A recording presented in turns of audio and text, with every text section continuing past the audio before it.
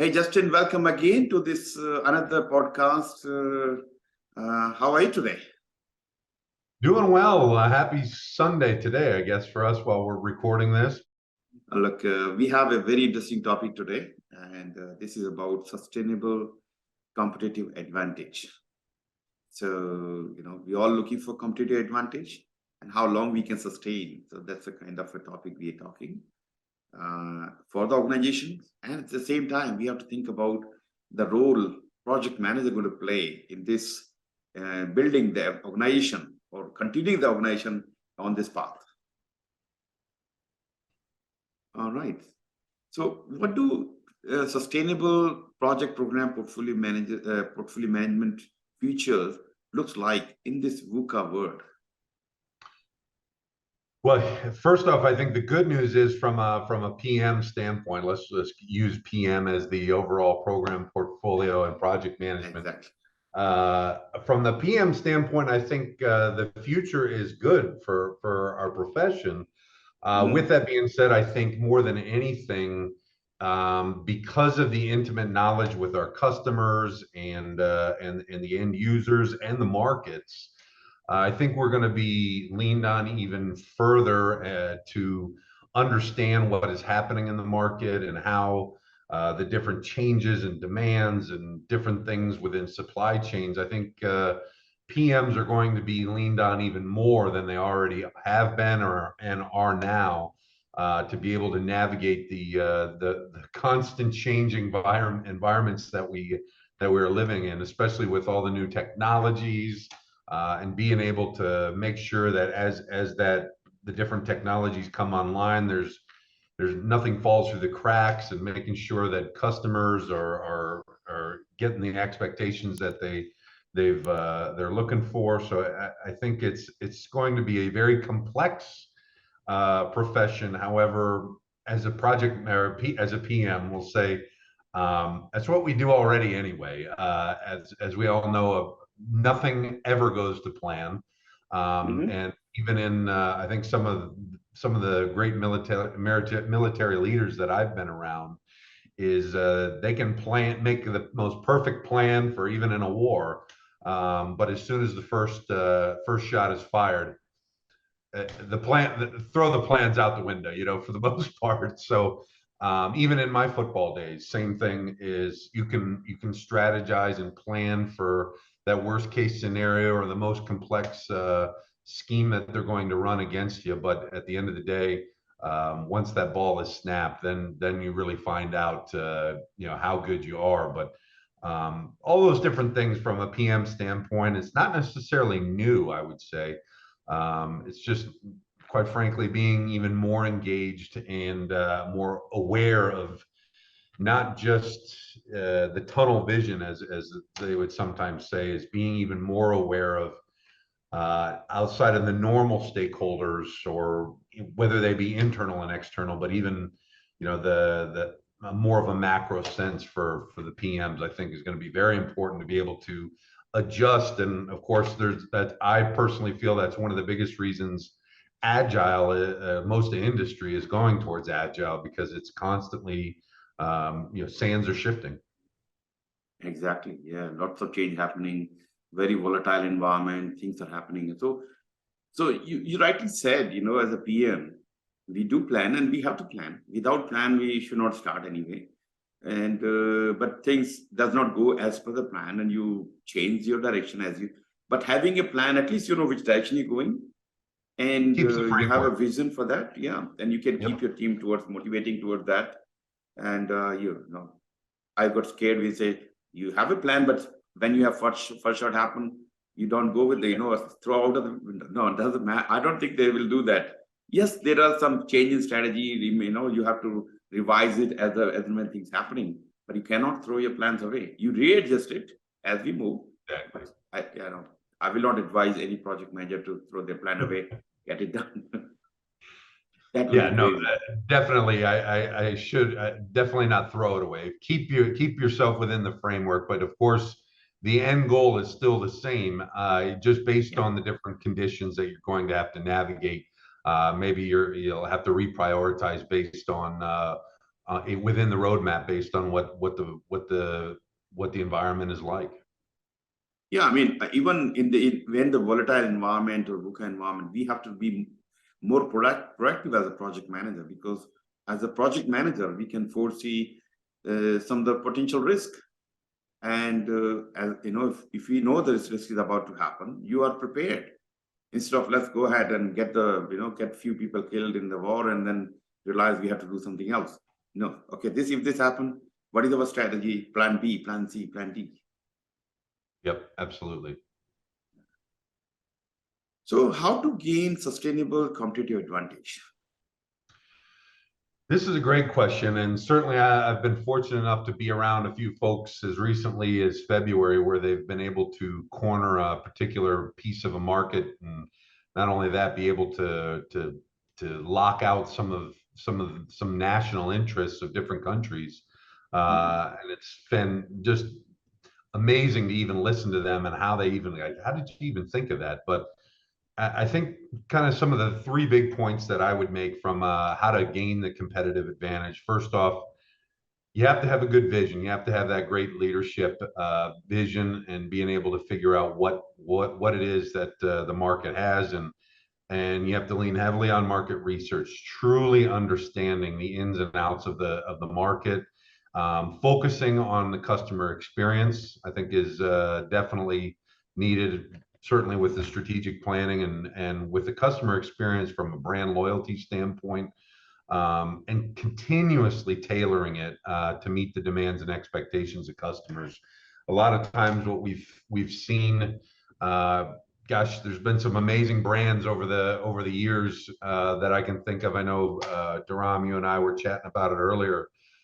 Think of some brands like BlackBerry. At one time, they literally were the player in the game, and government representatives or civilians in the government, everybody had BlackBerry. Everybody loved BlackBerry Messenger, and they brought a great product to the market and knew the environment in the market at that time.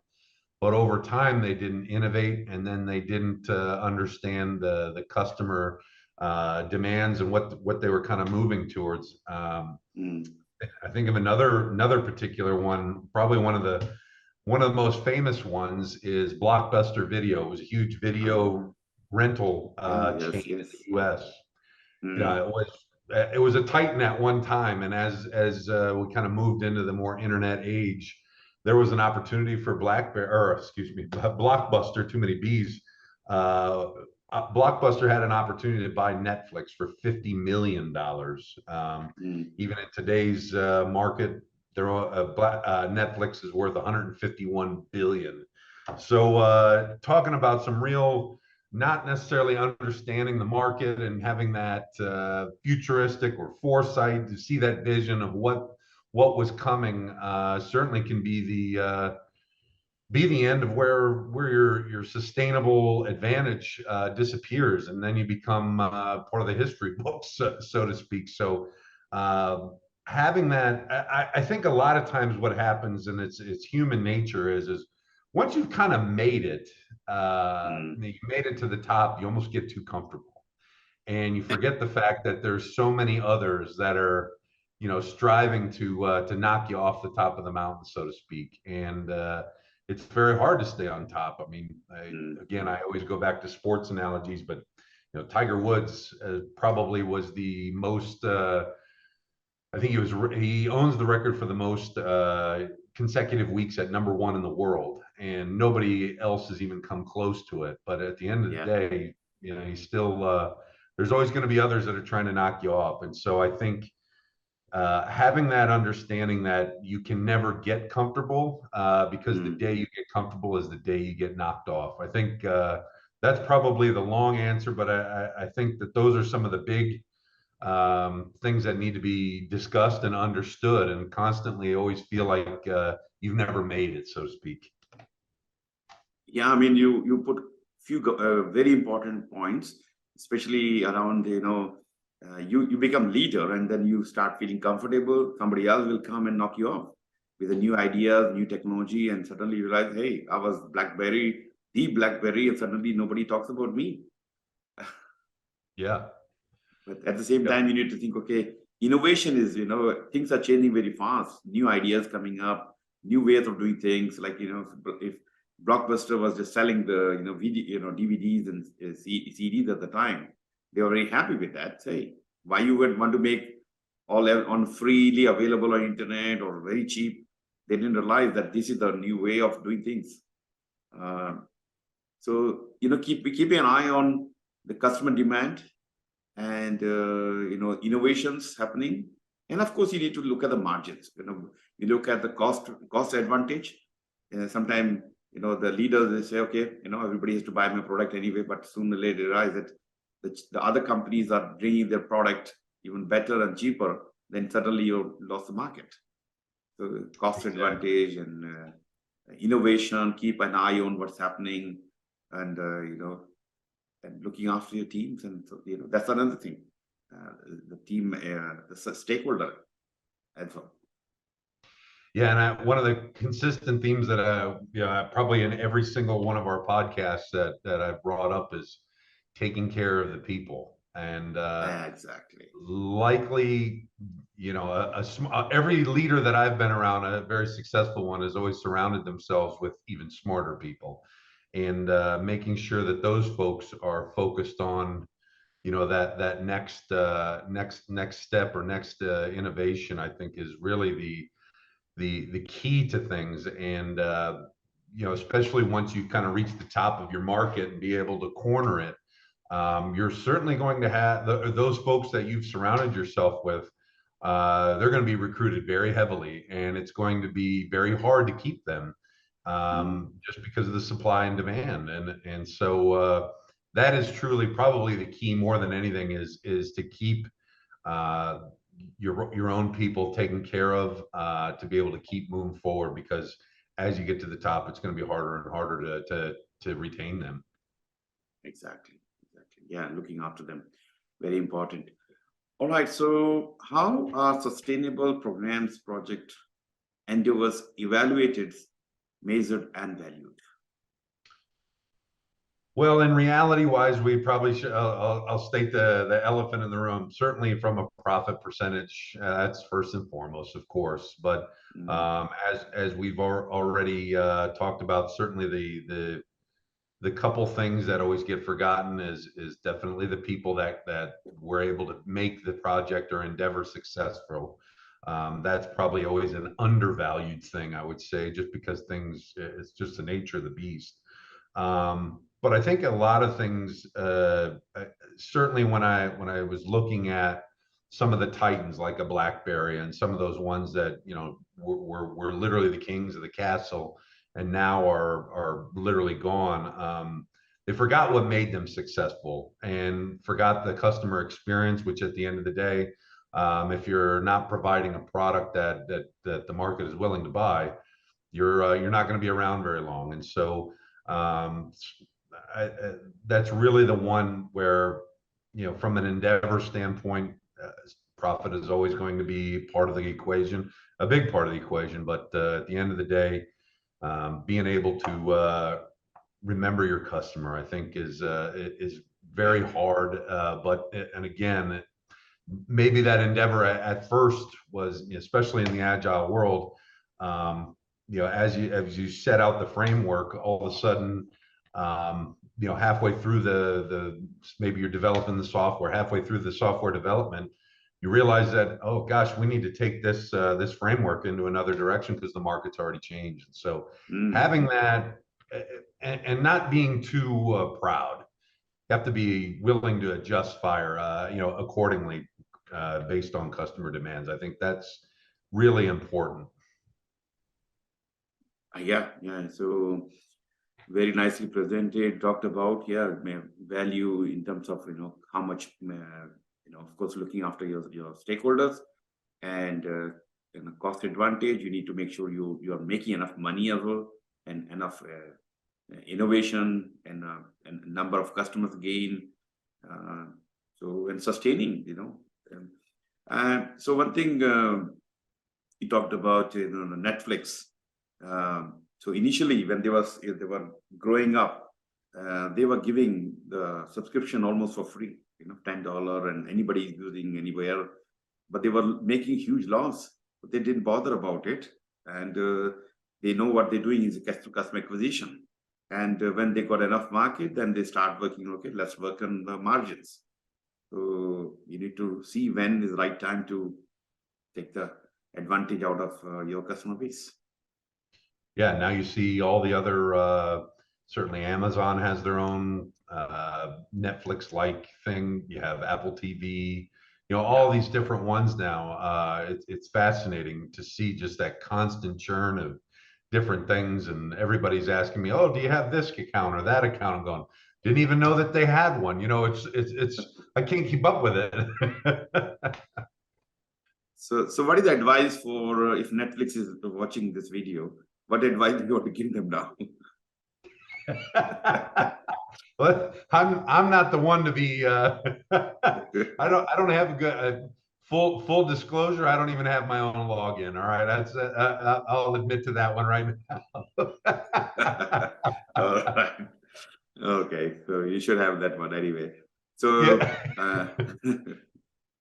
no worries. Good, good. Okay. Right. So next question I have is whether the project manager's perception and understanding of the climate change is minimal, in a word, where major events have fast-tracked the failure of global supply chain. So we can certainly talk about the challenges with whether a project manager's perception or understanding of it is minimal. Certainly, I wouldn't even put just one particular instance. Certainly, where there's so many different how do I want to say it, factors going on right now in our world.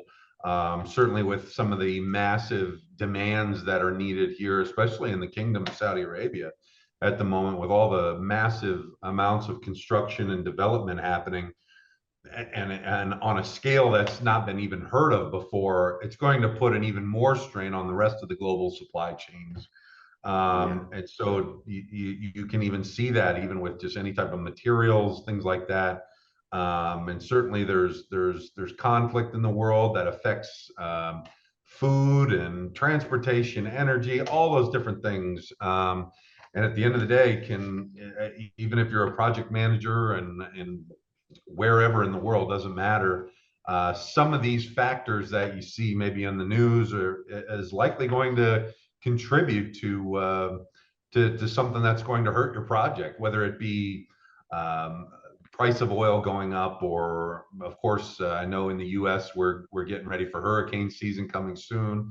That can put a strain on oil or any of the other type of challenges. It's just something that you have to be aware of. You have to factor in, and certainly anytime, especially if you're doing a project outside, weather is going to be a factor. You have to be able to plan for that and budget for it, quite frankly. But I also, that's kind of more of the negative thing, but even looking at it from there's opportunities. And when you think about it as, okay, if there's a certain supply chain that's been disrupted, where the folks that really are successful, their mindset is thinking of, okay, how can I solve this and be able to corner the market?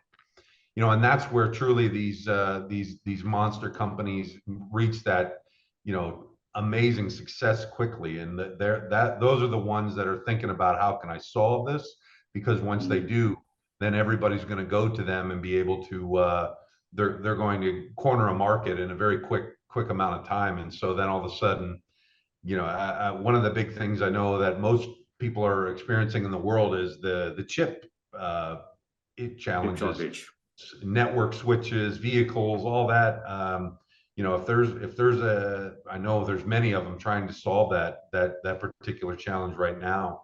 And the first ones that do are going to likely pick up a huge market share really quick, while everybody else has been waiting for a long time on any particular materials. So, I think understanding the challenges, certainly have to put that in your risk register of the supply chain disruptions, all that, but definitely flipping it and seeing that, hey, while this is a challenge, there's an opportunity here to really be a game changer for your organization. Oh yeah, yeah. I like the way you said, there are risks and challenges are there, but can you convert them to make them as an opportunity for yourself and look for solutions, which is, everybody's worried about what's going to happen, but you can bring some solution and you can be the market leader and you benefiting out of that. Yeah.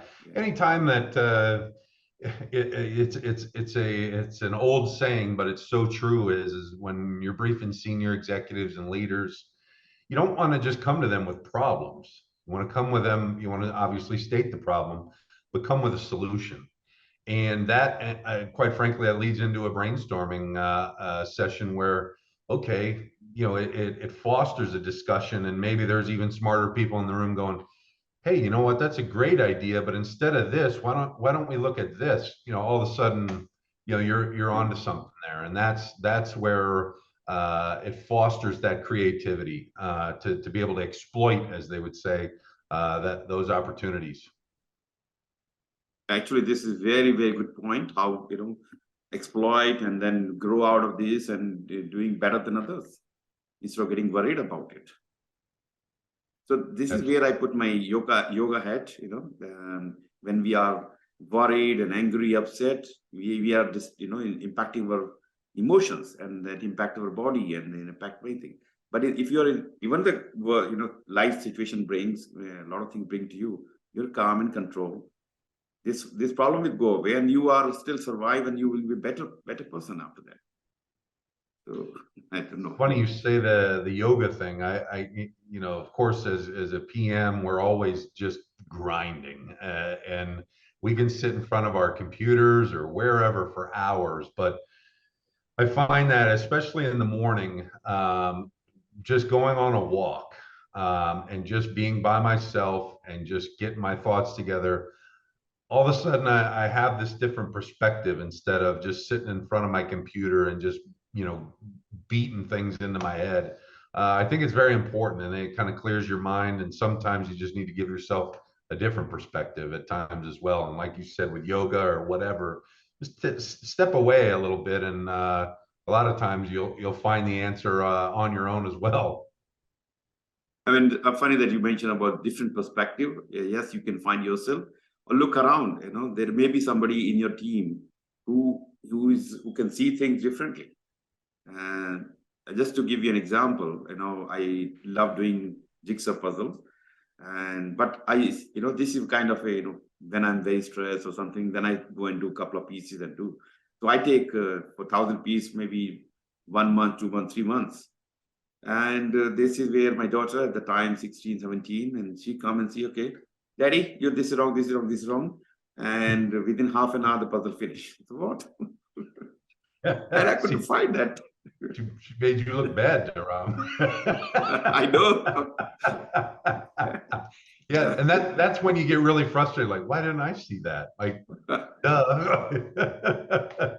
So this is what we are. Look, you mentioned that way, because when we are too much into that problem or into this project, we are focused on few things. We are not looking, and we have a blinker on the side, and we just focus on that. But when somebody comes, they're looking from different angle. They can see things differently, and something which was very complex, solvable problem, suddenly bang out. Yep. And just to finish this conversation, let me talk about this. When I was with HP and setting up this cloud data center for HP, so almost there, we done everything working except the backup problem, and this has to be solved before something we can go live. And the whole of HP, including we are running the program, this problem solving for 24/7. HP Australia, Europe, America, all working. When I'm finishing, I'm handing over to somebody else. So it's going for a week now. And I know one person is about to join my team. I have happened to call him, hey, what's going on? When I joining my team, said I'm in the 4-week notice period. I was looking forward to join your team. And I explained him this is the situation going on with this particular project. You know what he said? Give me half an hour and I will solve the problem. And he came and within everybody surprised. why we were not able to see things in differently. Sometimes having different perspective can make the things differently. So ask your team around you, especially when you cannot think. No. Yeah, you're so right on that, Dharam. I not long ago, I was literally stressing day and night about a particular challenge, and I was truly grinding. I really was, and then all of a sudden, I laid it out to someone that was very close to the project that had, but they were external because I wanted to make sure that I kept things as neutral as possible. And within 10 minutes of talking to him, he had solved it for me pretty much. So I was like, thank you. Apparently, I need to call you a little bit more often. Actually, one of my student, he's a senior director position in one of the chemical factory in Canada. He was in my personal mentoring program for PfMP. After 3 or 4 sessions, we were talking anything and everything. And he said, Dharam, do you realize that after the discussion of 3 weeks, 4 weeks we have been, I was able to save $34 million for my company. Really? He never told me about it. It's kind of a big one. So can I have a portion, a percentage? Yeah, just a little something. I feel like I need a little something out of that. Yeah, so that's where, if you are so much focused, sometimes so obvious things not seen, you cannot see that, but somebody else can see it for you, and life, you have different directions. Absolutely. All right, good discussion. So let me talk about the next question I have. Competitive advantage grows fundamentally out of value a firm is able to create for its buyers that exceeds the firm's cost of creating it. So do you agree with the statement? Let me hear yours. Can you share your views? Yeah, I fundamentally agree with that. And interesting enough, that's probably one of my biggest roles now is even before we were acquired by Parsons, I was trying to, there's so many different divisions within our company that offer different solutions where I knew one particular part of our business. But we share a lot of the same customers, but we do many different things, and be able to break down the silos, so to speak, as we all know, and be able to go, come to one of our customers on the other business units and let them know, hey, we actually can do this for you as well. And one of the biggest things for us now, certainly on a electronic security system side, are critical infrastructure protection solutions. Now that we're part of Parsons, one of the big things from a value standpoint, Parsons is well known for designing these huge, massive critical infrastructure projects. Well, hey, we can protect those type of structures now as well. And so again, finding those value adds, and then vice versa is certainly the value that Parsons brings to our current customers, where we've only been able to do the protection solution side of critical infrastructure. Well, the other side of our company is known since the 70s here in the Middle East to be able to design and build it for you. So it's being able to find that those value adds. And as we all know, especially in a more competitive world, that we're really seeing is okay, you're not always, no matter what company, you're not always going to be the cheapest, but you have to find a way to add additional value to your customers, or of course they're going to seek other competition. And so being able to continuously bring new ideas to a lot of our customers around the world, is especially with all the technologies that's constantly changing, is bringing those new ideas. They're not necessarily sure what they want, or people talk about facial recognition or this, that, and the other, all the cool lingo words. Well, okay, no problem, we can bring those type of solutions to you, but bringing that data to you, how's it going to help you understanding everything that they're looking to be able to do? Because there may be another solution that may be more all-encompassing than just facial recognition. And being able to be creative, bringing that continuous value to those customers, I think is very important. And then that's one of the ways to really be able to build that I would call it a fortress, quite frankly, with a customer set that no one else is going to be able to match. They may be able to offer certain services that you do, but being able to offer that full comprehensive package is really going to be the reason that a customer stays with you. I think that is truly important, and that's what's going to keep your competitive advantage and sustainability.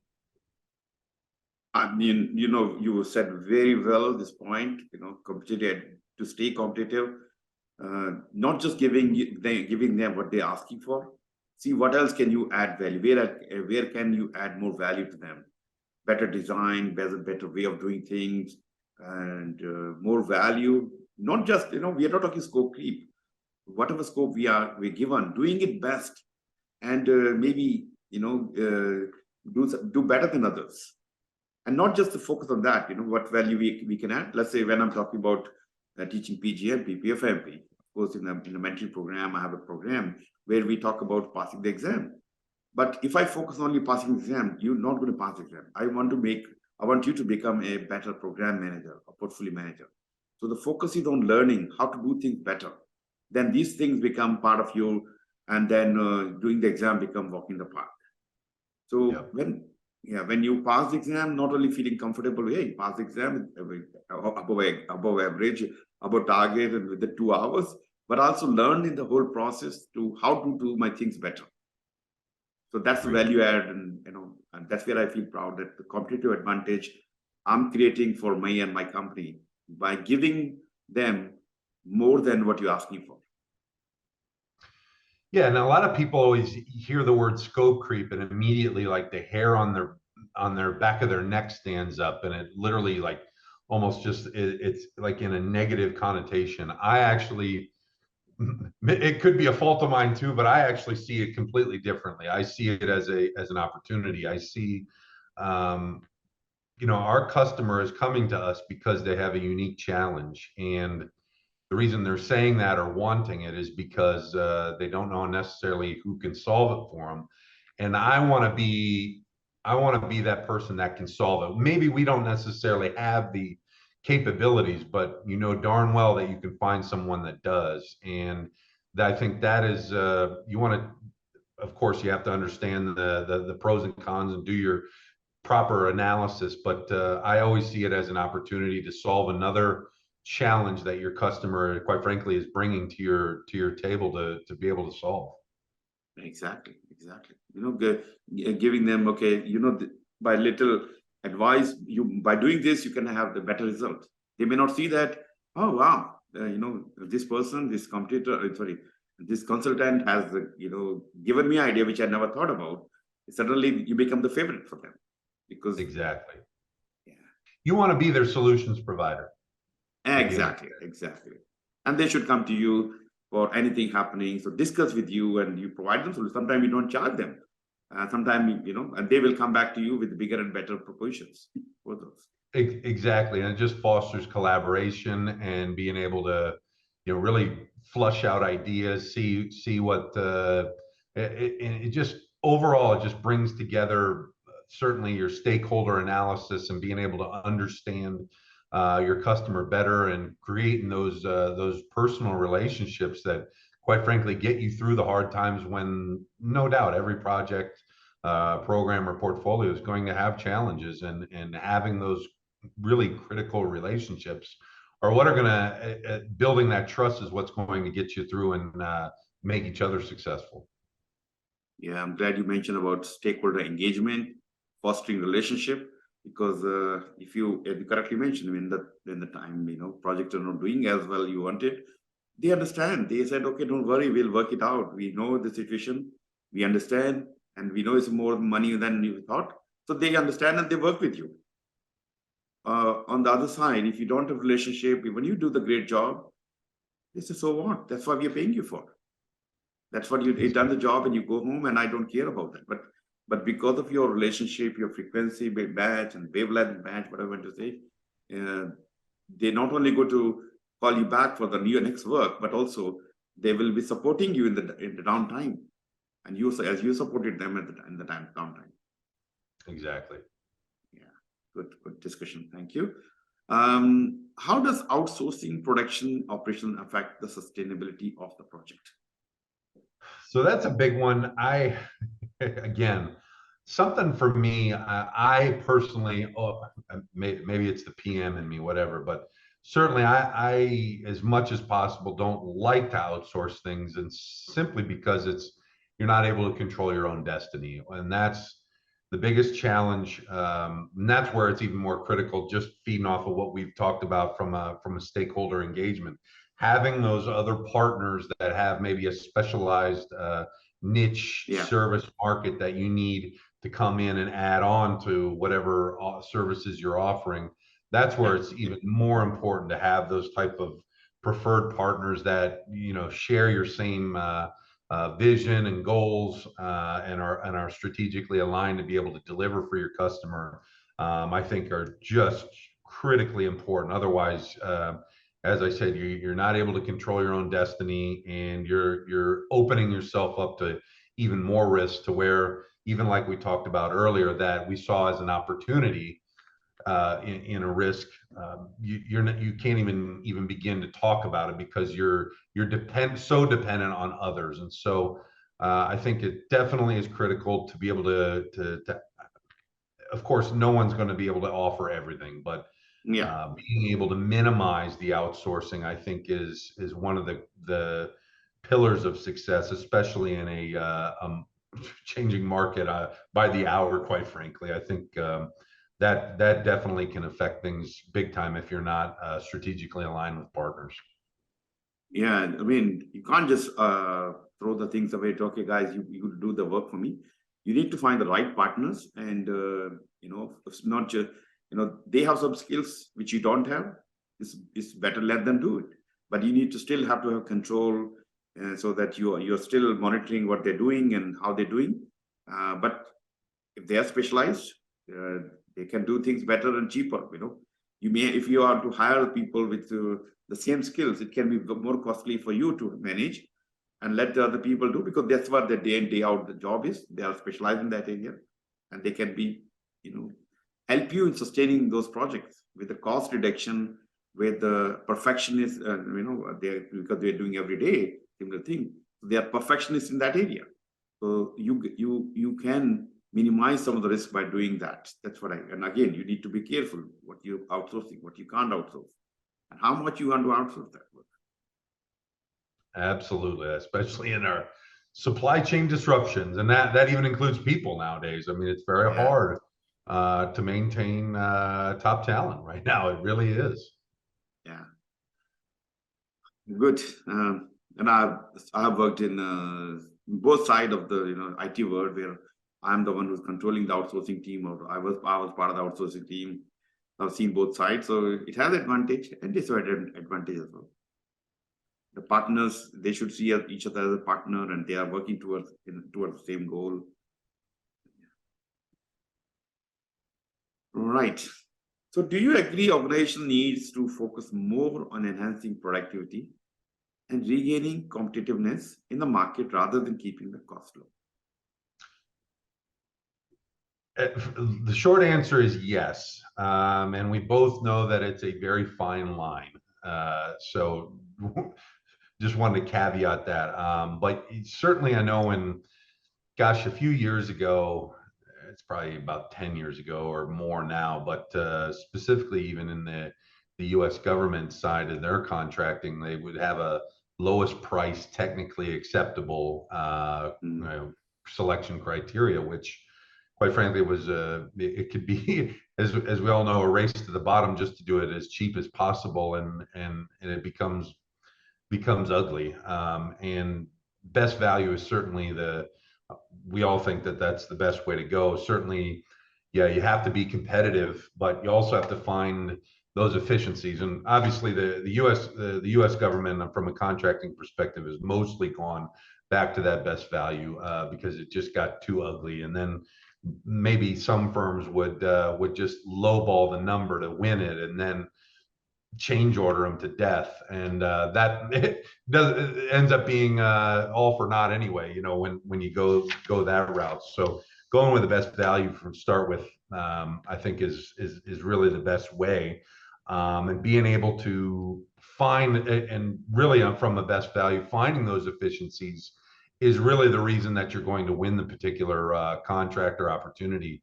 Um, in reality, there's going to be, pound for pound, if you have certainly a competitor in the marketplace, you're going to probably be offering very similar things and services. So what is it that you offer that the other competitor doesn't? And likely it's going to be an efficiency, or maybe you happen to have another presence over there in a particular region that you can play off of and keep costs a little bit lower, just because you have the base of flexibility of other work in that area. I think that is probably really where the competitive advantages come from. Certainly, that's in the realm that we live in, from a defense contracting standpoint. And those, again, it's an efficiency because you maybe already have people working in the on that particular location, or gosh, we just came up with internally with a new way of doing things that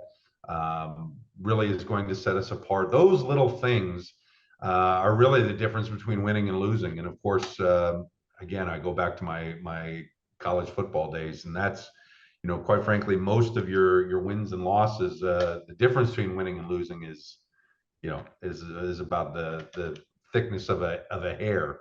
It truly is doing the little things better than the competition. Otherwise,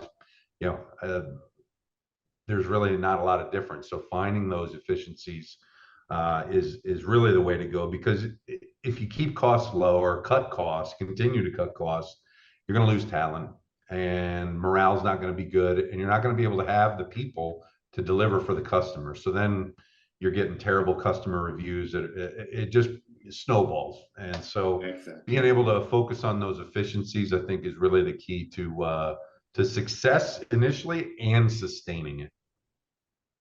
Yeah, actually, very valid point. If you just keep the cost low, somebody else will come and do the cheaper than you. And how low you want to go? If you continue to do that, if I look at my space where I'm PgMP, PfMP, somebody come, hey Dharam, somebody is selling the mentoring program is $200, or somebody is selling on Udemy on $19. Then what? And and I cannot go compete with them on cost, but rather I want to give the value to you when you come to me and learn the things the way you want to learn. Not only passing the exam important for you, but what you learn out of this whole process.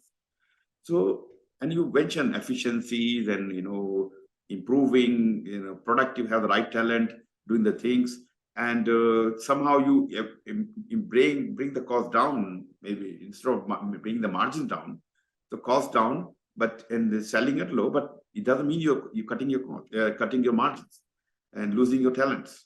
So yes, productivity improvement and bringing some competitiveness and enhancing your efficiencies. These things will take you long time. For can keep you sustained for a long time, not just cost. As you correctly mentioned, sooner or later somebody else come to $200, and you want to compete with that person, then you're 150, and the person say, okay, I will go $250. Bang, you lost your time, money, and people, talent gone, and you suddenly your people complaining about your product itself, and you lost the market. So don't go for the cost low or lowering the cost. Look for efficiency improvement. Yeah, and even in that is, again, like we've already talked about, continuing to meet with your customer and bringing new ideas to them, and then having that I'm not going to necessarily say you're going to be able to avoid it entirely and getting into a cost-cutting competition, but again, adding that additional value, the customer is going to be able to see that and be able to see through if someone were to come in and say, hey, we can do that for 30% less, and the customer is going to be able to say, well, that's great, but the problem is my current provider is also offering me all these other things, so I'm okay with paying a little bit more because they're my go-to for everything instead of just one niche. So again, finding that continuous value is really going to keep you not completely insulated, but will keep you mostly insulated when you're continuing to bring that extra value and new ideas to the customer. Yeah.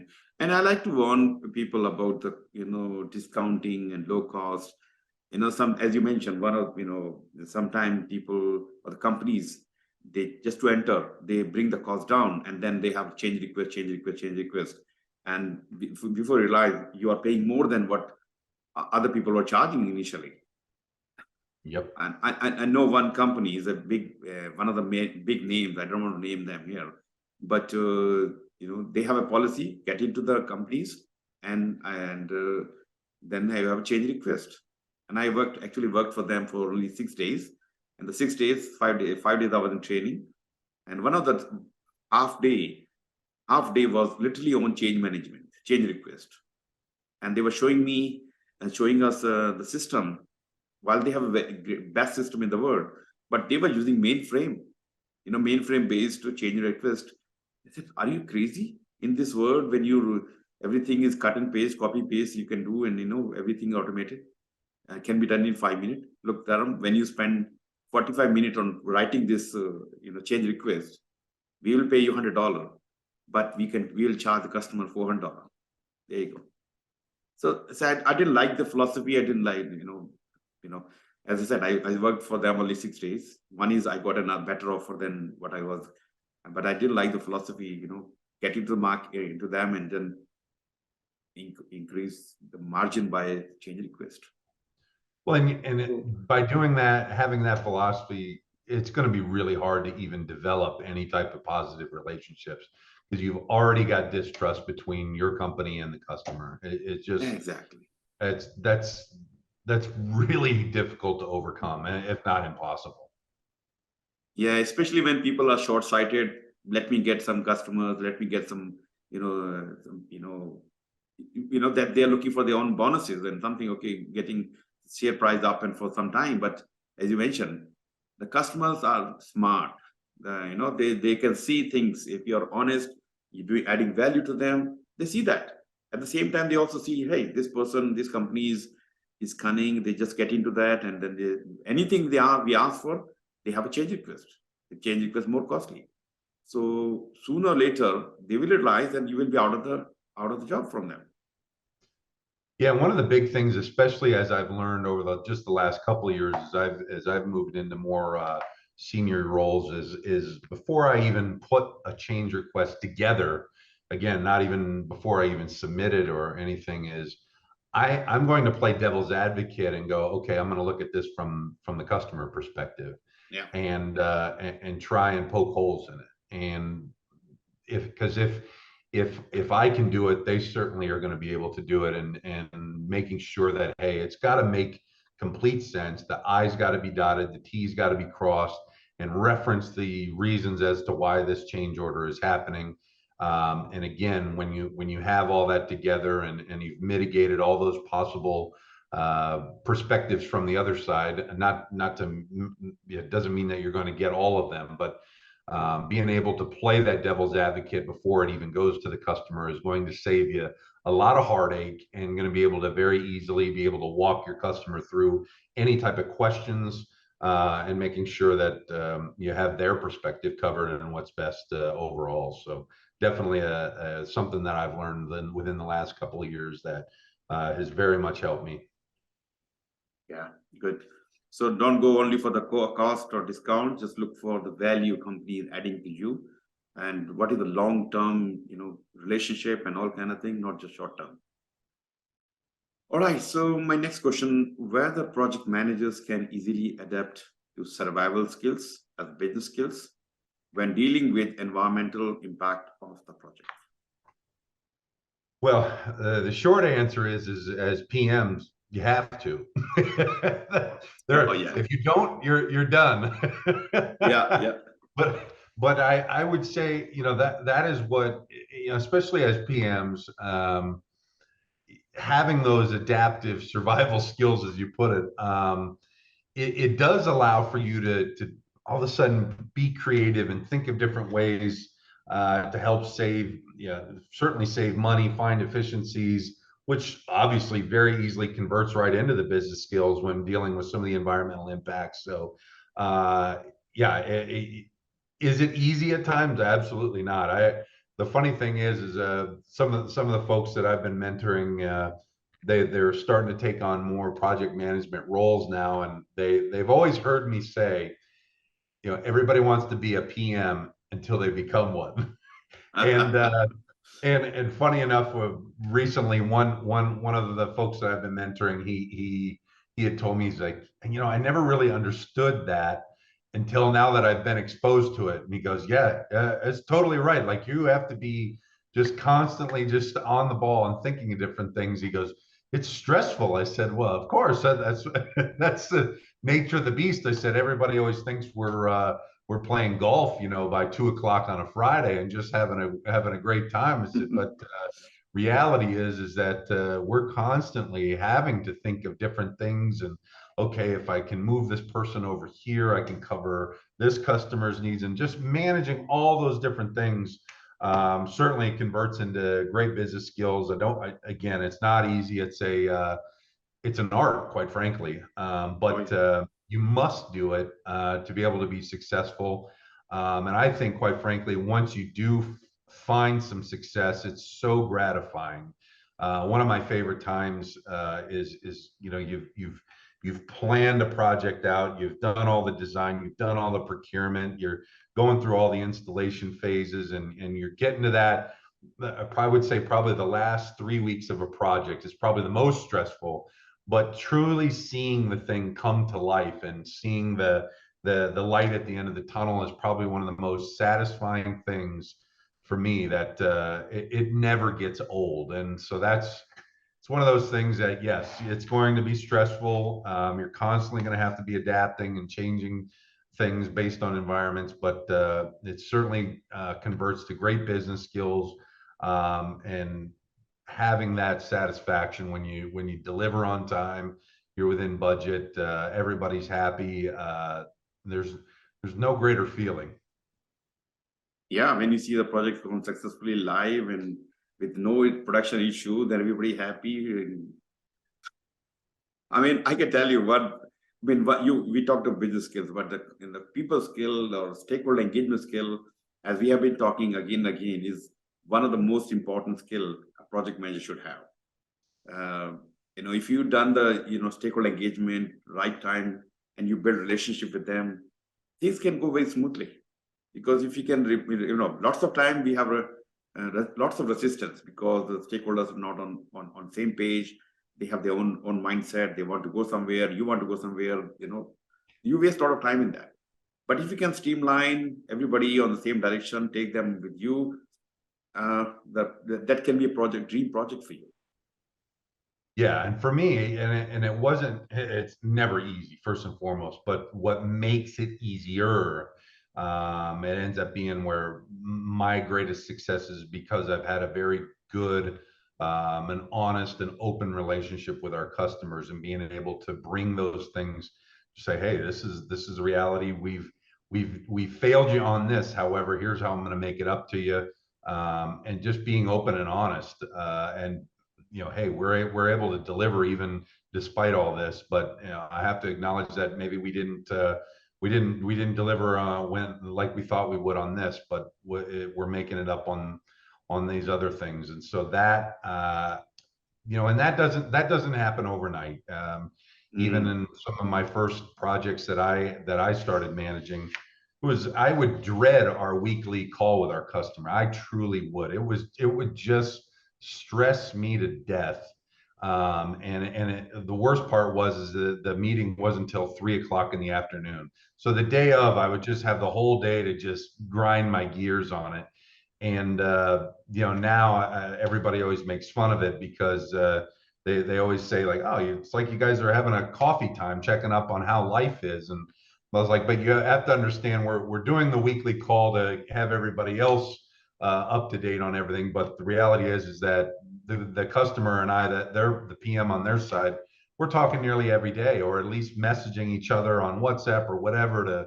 We are having that constant dialogue, and that, I think, is truly important, to be able to deal with all the different things that are happening. But it takes patience, takes consistency, and again, being upfront and honest is really the only way to be to gain that trust.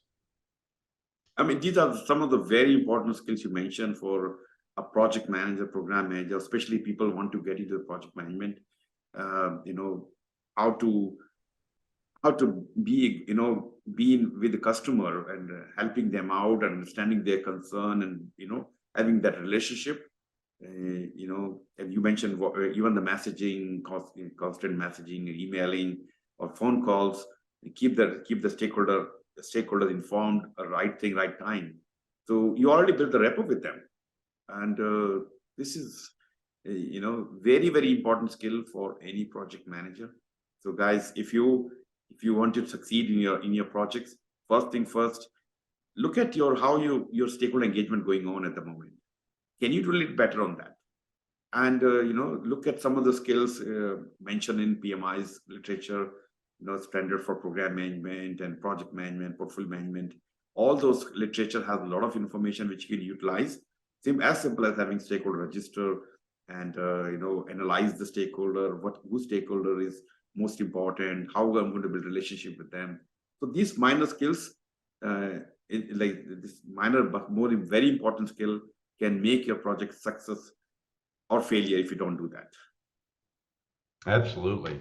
And I would even say too, to add on to that, Dharam, the biggest thing is like you've mentioned, the PMI different certifications bring it up, and it's definitely very important. But also make it in your own way, like build it towards your own personality. Don't necessarily just be a robot. Like just work it into your natural way you present yourself. I think that's the biggest challenge is being able to just kind of weave that information in with your own natural presentation, instead of I know a lot of folks just get caught up and they're literally just reading down my stakeholder register or anything else. Just of course be prepared, being in your environment, go in there, but again, just have it naturally just fit your own presentation and approach. I think is very important. It just keeps a realness about you. Exactly. Yeah, I mean that's very important, because if you try to copy somebody else and you want to be somebody like somebody else, it's not real for you. I mean, you should be.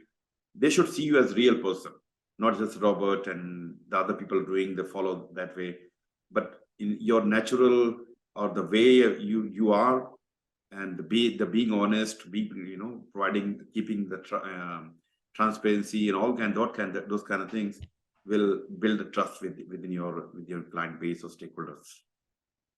Yep. So my last question is, do organizations strive to transparent corporate governance to achieve sustainable competitive advantage? Do they strive for it? Yes. That's always the goal. I would say other factors likely come into play that could be internal, external stakeholders, could be certainly shareholders, of course external, but or even just market things happen, or even competitiveness can sometimes not necessarily be transparent, simply because of the sensitivity of the whatever it is that you're offering. Certainly strive for it, but especially in today's ever competitive world where all countries are really competing for a lot of market share, I think it can be a very big challenge being as transparent as possible to maintain that competitive advantage. Certainly, as always, one of the biggest things, especially around the fall timeframe, you see Apple iPhone. There's always some type of pictures or leaks that happen of the latest iPhone that's going to be coming out before the Christmas timeframe, and it allows other entities to get ahead of it, or maybe try and do things that might stymie the sales of that particular phone. Certainly, obviously, there's a lot of excitement about it too, but those are the type of things, just a simple leak like that, it can hurt a company on a rollout of a new service or a new technology. I think it's really hard. So that's why I say they always strive for it, but certainly there's other factors involved that come into play that can really hurt you. And so, especially with everything being connected nowadays, and now even AI, every day I'm reading something new about that certainly is exciting, but at the same point, it kind of scares me in an old-fashioned way. So, that I think is a really big challenge, and it's going to be a fascinating ride, quite frankly, to see how it all plays out. But that competitive advantage certainly is not something that you want to be advertising too much either. So big challenge. Yeah. I mean, that differentiates you from other competitors. So so that's why you have to do the best, and you keep it. I don't think Coca-Cola have ever revealed their the recipe for making the Coke. Same with KFC's original recipe. Exactly. I mean, imagine the Coca-Cola's recipe is out, and who's going to buy Coca-Cola anyway? And somebody competitor will come up with some additional flavor, and I think you'll be gone. So yes, important. You keep working on your competitive edge, so that you can be sustainable for long time. With, of course, how to grow your market, how to cost effective, efficiency, right people working for you, and project managers are connected with the vision, and motivated, excited to get the things done. That's what that's where your company can be sustainable and for long time. Absolutely. Justin, thank you very much for your time and sharing your experience. A lot to learn from this, and I'm sure folks out there, when they're watching these videos, they're kind of becoming addicted to the discussion we're having, and I'm sure they're finding the value from these discussions. So thank you for your contribution, and it was great talking with you. Always a pleasure, my friend. Yeah, and looking forward for more such discussions and more knowledge sharing in coming days. Looking forward to it. Fantastic. Thank you very much, and see you soon again, very soon. Thank you.